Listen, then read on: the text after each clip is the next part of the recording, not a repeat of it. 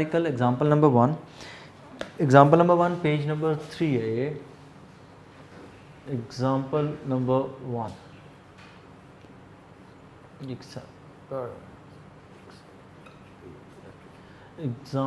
One जी। अब सबसे पहले आप लोगों ने इसमें लिखना है जी डाटा, और डाटा को कोशिश करें स्टेटमेंट के साथ साथ ही लिखें। Charges Q1 is equal to 100 microcoulomb, Q1 is equal to 100 microcoulomb. Micro stand for 10⁻⁻�6, so 100 को मैं लिख लूँगा 10⁻² मल्टीप्लाई बाय माइक्रो 10⁻⁻6 कूलम। इसको सिंप्लीफाई करें, it is 10⁻⁻4 coulomb. So Q1 10⁻⁻4 coulomb, Q2 50 micro coulomb, Q2 is equal to 50 micro coulomb. और 50 micro coulomb 50 into 10⁻⁻6 coulomb, इसको हम बेहतर करके लिखें 5 इंटू 10⁻⁻5 कूलम। इस एक ज़ीरो को हमने इस पावर के साथ कंपनसेट कर दिया।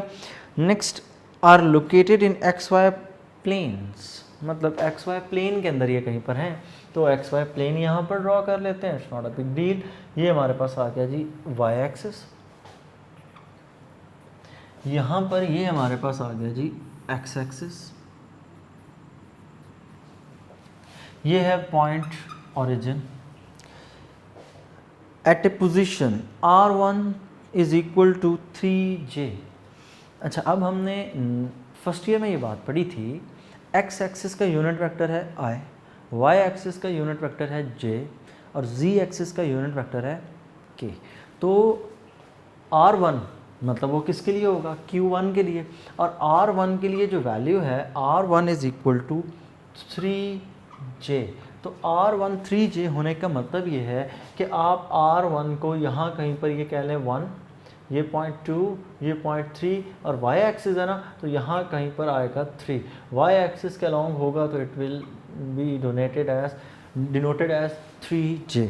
Next, R2 is equal to 4I, R2 is equal to 4I, और 4I का मतलब X एक्सिस के ऊपर दूसरा चार्ज, मतलब यहाँ पर कौन सा चार्ज पड़ा है, यहाँ पर आपके पास चार्ज पड़ा है Q1 3I पर, और 4 यूनिट्स 1 2 3 4, तो ये आपके पास पॉइंट है 4I, और यहाँ पर जो चार्ज पड़ा है, यहाँ पर आपके पास चार्ज पड़ा है Q2 1 2 3, और यहाँ पर आपके पास चार्ज पड़ा है Q2, और ये पॉइंट है 4 रिस्पेक्टिवली।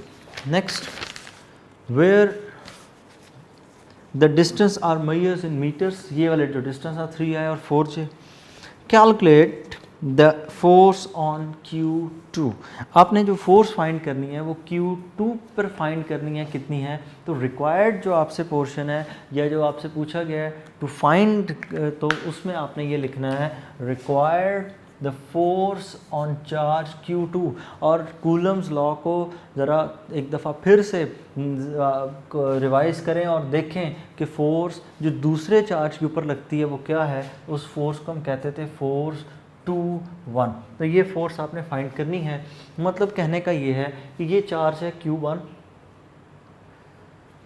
ये चार्ज हमारे पास Q2, Q1 से Q2 की तरफ जो फोर्स लग रही है, तो हमने फाइंड क्या करना है कि Q1 Q2 के ऊपर कितनी फोर्स अप्लाई कर रहा है, और उस फोर्स को हम नाम क्या देते हैं F21।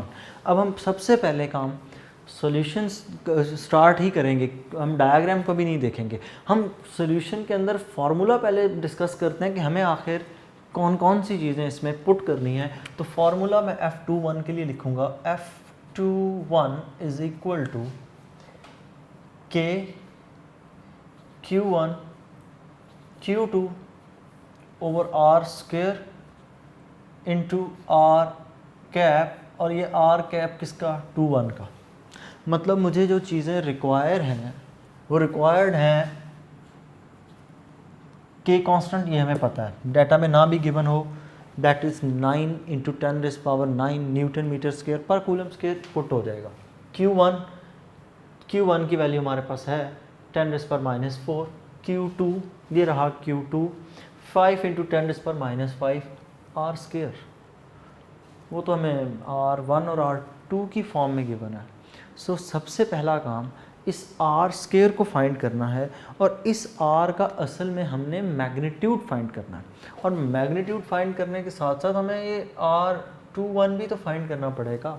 तो R21 भी फाइंड करते हैं, वो यूनिट वेक्टर भी, और साथ हम r का मैग्नीट्यूड भी देखते हैं। तो r का magnitude r will be equal to, ये जिसे आप R21 भी कह सकते हैं, r will be equal to R1 minus R2, कि हम R1 में से R will be equal to R21 था ना, तो आप 2 में से 1 को माइनस कर दें, R2 minus R1, R2 will be equal to R2 की वैल्यू 4 आए, R1 की वैल्यू 3j। ये आपने R21 as a vector find कर लिया। अब वेक्टर फाइंड करने के बाद आपने इसका मैग्नीट्यूड फाइंड करना है। मैग्नीट्यूड इसका फाइंड करें तो मैग्नीट्यूड फाइंड करने का तरीक़ेकार हमने सीखा है x component square plus y component square divided और ऊपर square root x component square plus y component square, x component i वाला 4, y कंपोनेंट j वाला स्क्वायर के साथ r will be equal to 4 square 16, 3 square 9। सारे को solve कर लें, एक ही फ्लो में सारा सॉल्व कर लेना। इन दोनों को सॉल्व करके लिखें आंसर 25, स्क्वायर रूट ले लें तो r will be equal to 5 metres. Unit mention किए गए थे। स्टेटमेंट को फिर से देखें तो उसमें लिखे हैं the distance is measured in the unit metre, m लिख दिया मीटर का। नेक्स्ट आपने r तो पुट हो जाएगा 5, स्क्वायर लेके उसको हम 25 भी कर लेंगे। अब हमने नेक्स्ट चीज़ जो फाइंड करनी है वो हमने ये r का यूनिट वेक्टर फाइंड करना है। r यूनिट वेक्टर फाइंड करने के लिए हम क्या करेंगे, हमें पता है कि यूनिट वेक्टर इक्वल होता है vector over vector's magnitude. A cap is equal to a vector over a magnitude. तो अगर इस चीज़ को पुट करें कि r के लिए क्या होगा, r vector divide by r magnitude. r का यूनिट वेक्टर क्या होगा, r vector divided by r magnitude. हम अब इसको वहाँ पर डायरेक्ट पुट करेंगे। तो आगे चलते हैं, वैल्यूज़ पुट करते हैं। F21 is equal to k की वैल्यू 9, 10⁻⁹, Q1 10⁻⁴, Q2 5 10⁻⁵,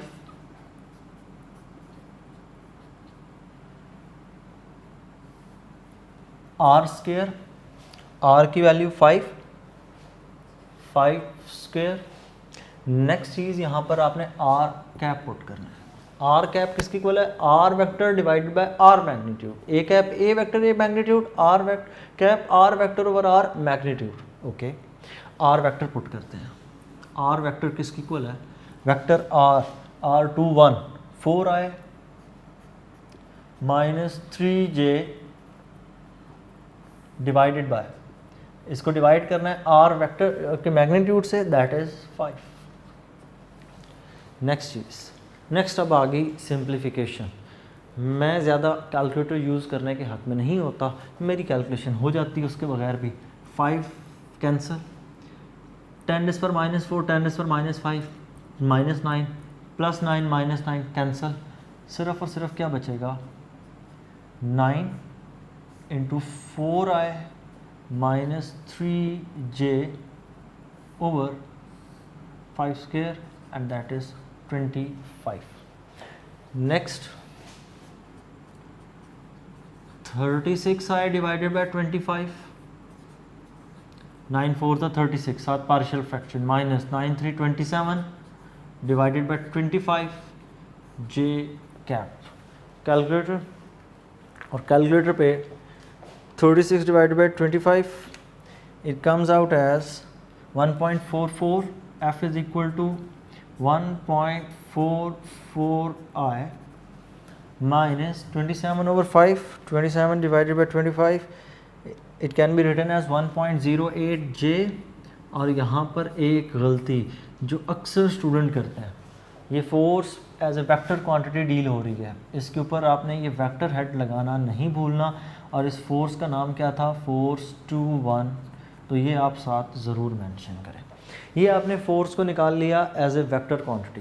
क्वेश्चन को फिर देखते हैं, तो क्वेश्चन में लिखा है calculate the force on the charge Q2। In a sense ये आंसर यहाँ तक भी ठीक है।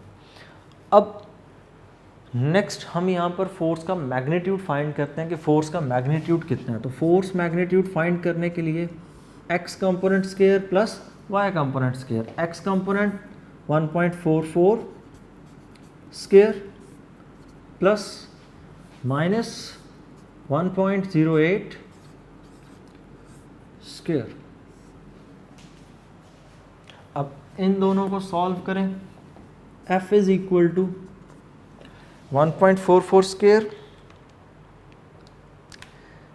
प्लस 1.08 स्क्वायर, इन दोनों के स्क्वायर्स को ऐड करें तो आंसर आता है जी हमारे पास 3.24 square root 3.24 square root of the answer. और अगर इसका स्क्वायर रूट लें तो हमारे पास आंसर आता है फोर्स का, force is equal to 1.8 newton. तो ये हो गया जी हमारे पास फोर्स का आंसर। अब फोर्स की डायरेक्शन, फोर्स की डायरेक्शन फाइंड करने से पहले आप इस वेक्टर को देखें। ये वेक्टर क्लियरली शो कर रहा है x कंपोनेंट प्लस का है, y कंपोनेंट माइनस का। क्वाड्रेंट रूल पे चलते हैं, x positive y positive, x negative y positive, x negative y negative, x positive y negative. ठीक हो गया, दोनों पॉजिटिव चार्जेस रिपेल करेंगे, पहले से दूसरे की तरफ फोर्स होगी और फोर्स की डायरेक्शन पहले से दूसरे की तरफ हो तो कुछ यूं बनेगी। और अगर मैं इस लाइन को क्वाड्रेंट में यहाँ से शिफ्ट करूँ तो ये क्वाड्रेंट कौन सा बनता है, फोर्थ, और मेरा रिज़ल्ट भी यही शो कर रहा है कि ये क्वाड्रेंट कौन सा है, फोर्थ। अब फोर्थ क्वाड्रेंट का हमने एंगल निकालना है कि फोर्थ क्वाड्रेंट में वो एंगल कितना बनता है। तो इसका नेक्स्ट पार्ट थीटा आपने फाइंड करना है। अब फोर्थ क्वाड्रेंट है ना, तो फोर्थ क्वाड्रेंट का रूल क्या है, 360 माइनस 5। ठीक है, तो आप जो एंगल थीटा निकालेंगे, angle theta will be equal to minus 360 minus 5। आपने ये 5 यहाँ पर थीटा फाइंड करना है ना, तो 5 किसके इक्वल होगा, tan inverse of y component over x component, tan inverse of y component over x component. तो इसको आगे सॉल्व करें।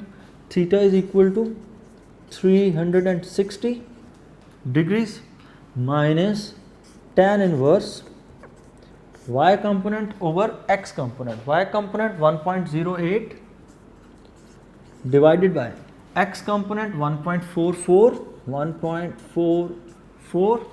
इस सारे को सॉल्व करते हैं। 360 माइनस tan इनवर्स, अच्छा इस चीज़ से फ़र्क नहीं पड़ता कि आप पूरे स्टेप इसके बाद करें या ना करें। 3 नंबर का न्यूमेरिकल है और 3 नंबर के न्यूमेरिकल में इतनी एक्सप्लेनेशन काफ़ी है। अगर आपने कोई एक आधा स्टेप छोड़ भी दें तो ये कोई मैथ का क्वेश्चन नहीं है कि जिसके स्टेप्स के नंबर होंगे। बस डाटा आपने ठीक पुट कर दिया, उसके बाद बेशक डायरेक्ट आंसर लिखें। tan inverse 1.08 divided bye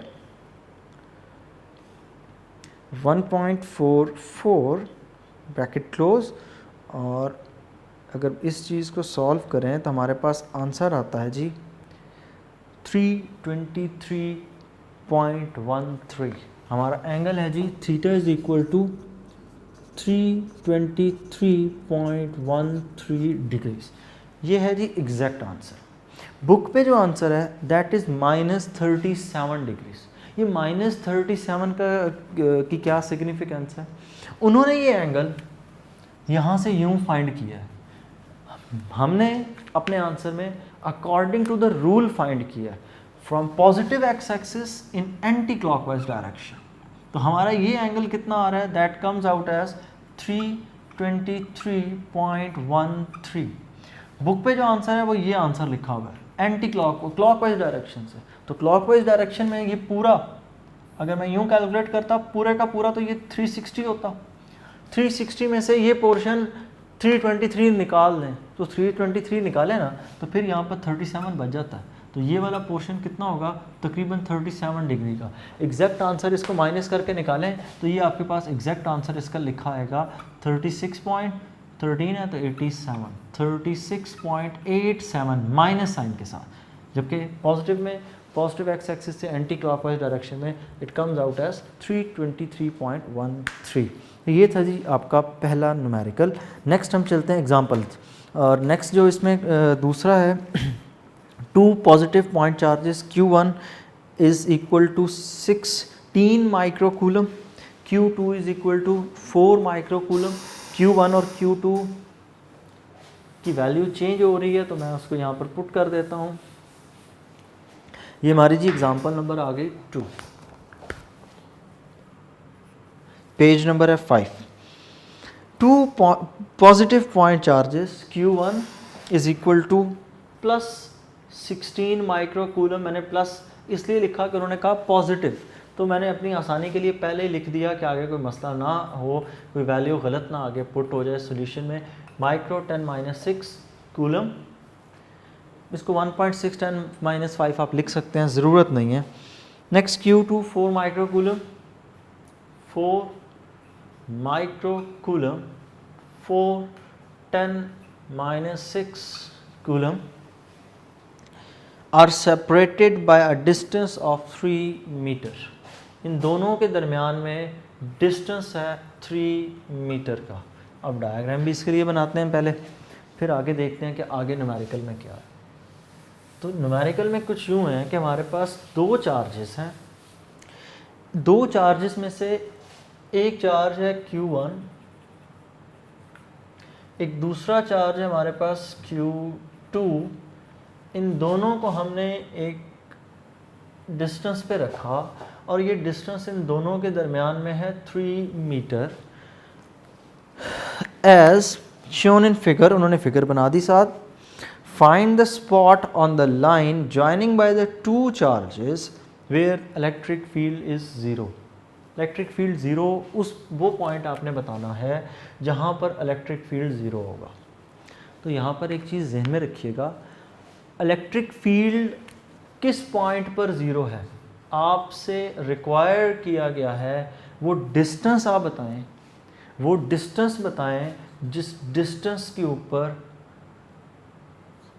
E की वैल्यू 0 है। Distance where E is equal to 0, जहाँ पर E की वैल्यू 0।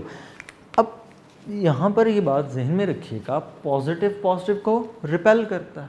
रिपेल करने के केस में एक पॉइंट दोनों के दरमियान में ऐसा होगा जहाँ पर उनका फील्ड 0 होगा। एग्जाम्पल तो यूँ है कुछ, ये एक चार्ज है, इस पे है +1 कूलम का, ये भी चार्ज है +1 कूलम का। इनके बिल्कुल दरमियान में यहाँ पर हम एक ऑब्जेक्ट रखते हैं, एक चार्ज रखते हैं पॉजिटिव। किस तरफ मूव करेगा, कहीं पर भी मूव नहीं करने वाला, सेंटर में पड़ा है, पॉजिटिव पॉजिटिव को रिपेल करता है, तो ये चार्ज हमेशा यहाँ पर रहेगा, दोनों साइड से एक जैसी फोर्स लग रही है। यहाँ पर डिस्टेंस 3 मीटर तो 1.5 पे होगा, नो 1.5 पे नहीं है। क्यों? एक तरफ चार्ज की अमाउंट है 16, दूसरी तरफ चार्ज की अमाउंट है 4 माइक्रोकूलम। जब चार्ज सेम नहीं है तो ये डिस्टेंस मिडवे नहीं होगा, कहीं और होगा। ये 16 है ना, ये 16 माइक्रोकूलम है, ये 4 माइक्रोकूलम है। किसका चार्ज ज़्यादा है? Q1 का ज़्यादा है, तो मतलब वो पॉइंट Q1 से दूर होगा और Q2 के करीब होगा, क्योंकि उसके चार्ज की अमाउंट कम है, उस बेचारे का फील्ड वीक होगा। Q1 बड़ा चार्ज है, इसका वीक स्ट्रॉन्गर होगा, यहाँ कहीं पर ये पॉइंट होगा। इससे आगे इसके पीछे सेंटर में नहीं होगा, सेंटर से आगे Q2 की करीब करीब कहीं पर होगा और Q1 से अवे होगा as compare to Q2। Find करते हैं। अगर मैं ये कहूँ कि इस पॉइंट पर फील्ड 0 है, तो फील्ड 0 होने का मतलब क्या है? फील्ड 0 होने का मतलब इस पॉइंट के ऊपर E की वैल्यू दोनों के लिए सेम है। मतलब ये जो पॉइंट है आपके पास, ये वाला पॉइंट मिडवे, यहाँ पर फील्ड 0 हो गया, जहाँ पर E की वैल्यू क्या हो गई? 0। इसका मतलब E 0 होने का मतलब दोनों के लिए E की वैल्यू इक्वल है और दोनों एक दूसरे को कैंसिल आउट करते हैं, तो हम कह देते हैं इसके लिए E1, इसके लिए E2, और हम ये कह रहे हैं E1 is equal to E2।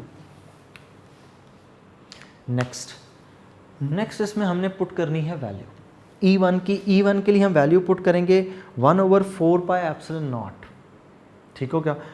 अब उसके बाद ये डिस्टेंस टोटल यहाँ से यहाँ तक कितना है, 3 है, ठीक हो गया। अब हमने पूरा तो नहीं पुट करना, हमने तो थोड़ा सा डिस्टेंस की बात की है ना, हम इस डिस्टेंस को कह लेते हैं D। हम Q2 से इस पॉइंट तक जो डिस्टेंस है इसको हम क्या नाम दे रहे हैं, D का। अगर ये डिस्टेंस D है, ये डिस्टेंस कितना होगा Q1 से लेकर इस पॉइंट तक, ये डिस्टेंस कितना होगा। 1 मिनट के लिए अपनी वीडियो रोकें और यहाँ पर ख़ुद से देखें कि यहाँ पर D की वैल्यू कितनी बनती है।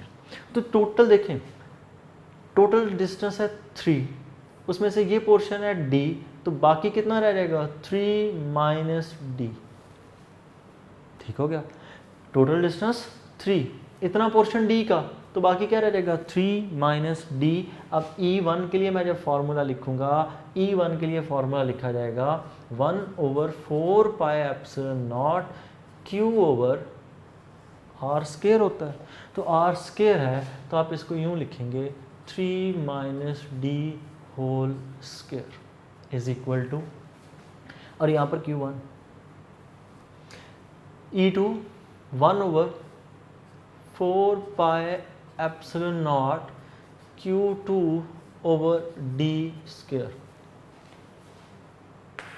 1/4πε0 1/4πε0 दोनों कैंसिल कर दें। तो नेक्स्ट स्टेप में Q1 की वैल्यू कितनी आ जाएगी 16 10 - 6 over 3 - D² is equal to Q2 की वैल्यू 4 10 - 6 ओवर D² और D² को आप एज सच D² ही पुट करते हैं। नेक्स्ट हम क्रॉस मल्टीप्लिकेशन से पहले भी मैं थोड़ी सी अपनी आसानी कर लूँ बच्चों। जब हम इसको लिखेंगे तो 4 और 16 आपस में कैंसिल, 4 4s are 16, और यहाँ पर ना ये ऊपर स्क्वायर ब्रैकेट के बाहर है, ये गलती नहीं करनी, यहाँ पर स्क्वायर यूँ ब्रैकेट के बाहर 4 4s are 16 और 10 इस पर -10 10 - 6 से cancel, 4/3 - D whole square is equal to 1/D²।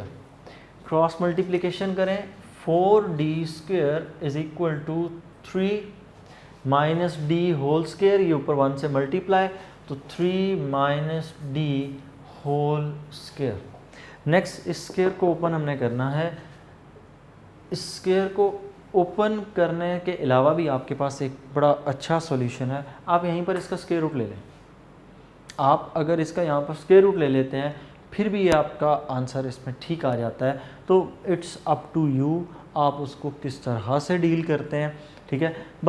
हर एक शख्स की अपनी टेक्निक अलग होती है। हम प्रॉपर चलें तो 4D² will be equal to 3² 9 plus D² -6D, A² plus B² -2AB, 3 का स्क्वायर 9, D का स्क्वायर -2AB, 2 मल्टीप्लाई बाय 3 6 और 7D। नेक्स्ट सब उधर शिफ्ट करें parameters, 4D² -D² minus plus 6D -9 is equal to 0। इन सब के साइन दूसरी तरफ शिफ्ट करके चेंज हो गए। 3D² -D² 3D² plus 6D -9 is equal to 0। Next आपने यहाँ पर करनी है जी मिडिल टर्म ब्रेक, और मिडिल टर्म ब्रेक करने के बाद मिडिल टर्म अगर हम इसकी ब्रेक करें या 3 कॉमन ले लें तो 3 कॉमन पहले ले लेते हैं जी। D² प्लस 6 से रह जाएगा 2D और 9 से रह जाएगा 3 is equal to 0। D² plus 2D -3 is equal to 0। 3 को इधर हमने डिवाइड कर दिया। मिडिल टर्म ब्रेक करें, मिडिल टर्म का फैक्टर मैं बना रहा हूँ 3 और 2 से। D² plus 3D -D -3 is equal to 0। इसको कॉमन लें यहाँ से, d को d common, d plus 3 minus 1 common, d plus 3 is equal to 0, d minus 1 into d plus 3 is equal to 0। अब यहाँ से answer d minus 1 will be equal to 0 और d plus 3 will be 0। यहाँ से d will be equal to 1, यहाँ से d is equal to minus 3। Distance can never be negative, तो ये d माइनस 3 आंसर नहीं हो सकता। d is equal to 1 metre, ये हमारे पास जी इसका फाइनल आंसर है। तो ये 4 d इस पॉइंट के ऊपर, मतलब इस Q2 से 1 मीटर के डिस्टेंस के ऊपर, 1 यूनिट, क्योंकि मीटर मेंशन नहीं है तो 1 यूनिट के डिस्टेंस पे हमारे पास फील्ड 0 होगा। अगर यहाँ से 1 यूनिट बन रहा है तो Q1 वाली साइड से कितना बनेगा, 2 metre. Total distance 3 metre, Q2 से 1 मीटर है तो Q1 से कितना होगा, it will be 2 metres away. -3 answer नहीं हो सकता क्योंकि डिस्टेंस के केस में नेगेटिव आंसर नहीं हो सकता। तो ये थी आपका जी दूसरी एग्जांपल। नेक्स्ट चलते हैं जी तीसरी एग्जांपल बुक की एग्जांपल नंबर 3 बुक के पेज नंबर 18 पर है। एग्जांपल नंबर 3 पेज नंबर 18 पे, और इसका ये आपके पास पूरा ओवरव्यू है, आप इसको एक दफ़ा नोट कर लें, वीडियो रोक के ना यहाँ पर आपने इसको नोट कर लेना है। नेक्स्ट चलते हैं जी हम अपने न्यूमेरिकल एग्जांपल नंबर 3 पर। एग्जांपल नंबर 3 का डाटा, एग्जाम्पल नंबर 3 है जी 2 opposite point charges each magnitude q, 2 opposite point charges each magnitude q, कि हमारे पास 2 चार्जेस हैं, दोनों ऑपोजिट हैं और दोनों का चार्ज की अमाउंट सेम है। ठीक है, तो आपने करना क्या है, are separated by a distance 2d, एक चार्ज q1, एक दूसरा चार्ज Q2, इन दोनों के सेंटर में जो डिस्टेंस है दैट इज़ 2d। अगर इन दोनों का डिस्टेंस सेपरेशन का 2d है तो मिड वे के ऊपर ये डिस्टेंस यहाँ तक कितना हो जाएगा, d, ये डिस्टेंस कितना हो जाएगा, ये भी d हो जाएगा। मिड वे है ना, दोनों के बिल्कुल दरमियान में। What the electric potential at the point P midway between them, आपने इलेक्ट्रिक पोटेंशियल की वैल्यू इस पॉइंट पर बतानी है, इसके बिल्कुल सेंटर में, जहाँ पर V की वैल्यू कितनी है ये बताना है। और मिडवे है ना, दोनों चार्जेस की अमाउंट 0 इक्वल है, तो E को क्या करेगा, कैंसिल आउट। जब E और E एक दूसरे को कैंसिल आउट करेंगे, मतलब इसकी इलेक्ट्रिक फील्ड और इसकी इलेक्ट्रिक फील्ड एक दूसरे को कैंसिल करेगी। क्यों, दोनों पे चार्ज कौन सा है, पॉजिटिव। जब E 0 होगा तो V की वैल्यू भी कितनी आएगी, 0 होगी। तो वैसे तो हम अपने कॉन्सेप्ट के अकॉर्डिंग तो इसको कर सकते हैं, लेकिन हमने इस चीज़ को प्रूव करना है, तो हम इसके लिए क्या करेंगे, हम यहाँ पर 2 चार्जेस की बात कर रहे हैं। हम 2 चार्जेस की जब बात करेंगे तो हम यूँ कहते हैं कि हम पहले चार्ज के लिए जो पोटेंशियल है उसको V1 कह लेंगे, दूसरे चार्ज के लिए जो पोटेंशियल है उसको हम कह लेंगे V2। पहले चार्ज के लिए V1 और दूसरे के लिए V2, और हमने इस पॉइंट के ऊपर फाइंड करना है the potential difference delta V। और डेल्टा V को फाइंड करने के लिए हम क्या तरीक़ेकार यूज़ करेंगे, delta V will be equal to V2 minus V1। Delta V find करने के लिए V2 माइनस V1, और delta V will be equal to V2 के लिए जब आप वैल्यू पुट करेंगे, V2 के लिए वैल्यू पुट होगी 1/4 pi epsilon not Q over D। 2D नहीं पुट करना, 2D क्यों नहीं पुट करना, 2D यहाँ से यहाँ तक पूरा डिस्टेंस है, मिड वे तक यहाँ डिस्टेंस D और ये भी डिस्टेंस D, दोनों को ऐड करें 2D पूरा हो जाता है। माइनस V1 के लिए लिखें 1/4 pi epsilon not Q over D, दोनों को कैंसिल कर दें क्योंकि सिमिलर है, तो change in potential delta V will be equal to 0। तो इस मिड वे पॉइंट के ऊपर पोटेंशियल कितना होगा, 0। इसको फाइंड करने के लिए आप सहारा अपने कॉन्सेप्ट का भी ले सकते हैं, लेकिन चूंकि न्यूमेरिकल है तो उसको प्रॉपर सॉल्व करना होता है, तो ये इसका तरीक़ेकार। नेक्स्ट, इससे पहले कि मैं आपको एग्ज़ाम्पल करवाऊँ जी, एग्ज़ाम्पल नंबर 12.4, एक छोटा सा शॉर्ट क्वेश्चन मेरे अपने जहन में है, मैं वो आपसे डिस्कस करना चाह रहा था कि कितने हमारे पास इलेक्ट्रॉन्स हों तो चार्ज 1 कूलम बनता है। अजीब सा क्वेश्चन है कि हमारे पास अगर एक इलेक्ट्रॉन हो ना तो एक इलेक्ट्रॉन का चार्ज है जी 1.6 10⁻⁻19 कूलम। अगर हमारे पास 1 कूलम ऑफ चार्ज हो, हमारे पास जो टोटल अमाउंट कितनी है चार्ज की 1 कूलम, तो हमने बताना ये है कि उसमें कितने इलेक्ट्रॉन्स हैं। Charge is equal to 1 coulomb, so you have to tell how many number of electrons will combine to create a charge of 1 coulomb। तो स्टार्ट करते हैं। हम ये कह सकते हैं एक इलेक्ट्रॉन का चार्ज 1.6 10⁻⁻19, 2 होंगे तो कितने हो जाएंगे 3.2 10⁻⁹, 3 होंगे तो कितने हो जाएंगे 4.8 10⁻⁻19, 5 हो जाएंगे तो कितने हो जाएंगे 7 × 10⁻⁻19 एंड सो ऑन। बड़ा लंबा तरीक़ेकार है, यूँ बैठ के सॉल्व करने बैठ गए ना तो ये हमसे इतनी जल्दी नहीं होने वाला। तो इसके लिए आसान हल, total charge will be equal to number of electrons multiply by charge of 1 electron. कहने का मतलब यूँ है टोटल चार्ज 1 कूलम, एक 1.6, 10 हम बुक्स कुछ खरीद रहे हैं, एक टोटल उनकी अमाउंट 100 बन रही है। एक बुक की प्राइस आपको गिवन है 5, कितनी बुक्स खरीदेंगे 20 खरीद लेंगे, 20 परचेजिंग पावर हमारी 20 की होगी। एक के चार्ज 1.6, टोटल का चार्ज कितना है 1 कूलम। तो अगर आपने यहाँ से तादाद फाइंड करनी हो तो तादाद किस तरह फाइंड करनी है, n is equal to total charge divided by charge of 1 electron.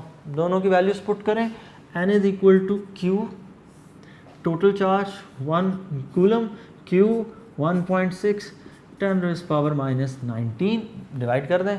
तो डिवाइड करने के लिए 1 डिवाइडेड बाय 1.6 e-19, और इसको अगर देखें तो तकरीबन n इज़ इक्वल टू 6.25 10⁻18, मतलब इतने इलेक्ट्रॉन्स हमारे पास हों तब जाकर हमारे पास 1 कूलम ऑफ चार्ज बनता है 6.25 10⁻18। तो ये भी शॉर्ट क्वेश्चन पूछा जा सकता है, और ये क्वेश्चन आप लोगों के लिए नया नहीं है। 10th क्लास चैप्टर जो है ना इलेक्ट्रोस्टैटिक्स 13, उसका पहला न्यूमेरिकल यही था। नेक्स्ट चलें जी अब पार्ट एग्जांपल नंबर 12.4 पे। तो इसको हम रेज कर देते हैं जी, एग्जांपल नंबर 4। अब एग्जांपल नंबर 4 हमें ये बड़ा इसमें ना हेल्पफुल होगा कि चार्ज के अमाउंट और ये हमारा कॉन्सेप्ट क्लियर रहेगा। एग्जांपल नंबर 4 है जी, a particle carrying a charge of 2 electron, a particle carrying a charge of 2 electron. ये पार्टिकल है, इसके पास चार्ज कितना है 2 इलेक्ट्रॉन के बराबर। एक इलेक्ट्रॉन का कितना होता है 1.6 10⁻⁹, 2 इलेक्ट्रॉन का कितना हो जाएगा, करें ना 1.6 को मल्टीप्लाई 2 से 3.2 10⁻⁻19 falls through a potential difference of 3 volt. तो डाटा यहाँ लिखते हैं अपना। डाटा के अंदर सबसे पहले आ गया जी चार्ज हमें गिवन है, a particle carrying a charge of 2 electron, q is equal to 2e, falls through a potential difference of 3 volt, delta V is equal to 3 volt, calculate the energy acquired by it। required है जी, एक कितनी energy को acquire करेगा, move कर रहा होगा, kinetic होनी चाहिए पोटेंशियल, तो काइनेटिक एनर्जी होगी, क्योंकि चार्ज मूव कर रहा है ना, तो मूव करते वक्त जो एनर्जी होगी that will be kinetic energy. Kinetic energy के लिए फार्मूला, काइनेटिक एनर्जी के लिए फार्मूला है जी, kinetic energy is equal to 1.1/2 mv²। Charge move कर रहा है, मास वेलोसिटी नहीं गिवन। आपने इलेक्ट्रिकल मेथड निकालना है, तो kinetic energy is equal to q delta V. Kinetic energy is equal to q की वैल्यू आपने पुट करनी है 2 इलेक्ट्रॉन, और डेल्टा वी की जगह आपने पुट करना है 3 वोल्ट। वैल्यू 2e की पुट करें, 2 × 1.6 10⁻⁻19 into 3 to the 6, 16 6 are 96. So kinetic energy will be equal to 9.6 10⁻ -19 और यूनिट जाउल। क्यों? Electron charge coulomb volt, coulomb into volt is equal to joule. ठीक है, कूलम चार्ज का unit है, V potential difference, इन दोनों को मल्टीप्लाई करें तो जाउल। इसका आप टॉपिक देखें तो आपको ये यूनिट क्लियर हो जाएगा। तो यहाँ तक होगी जी हमारी 4 एग्जांपल्स। नेक्स्ट इस चैप्टर के अंदर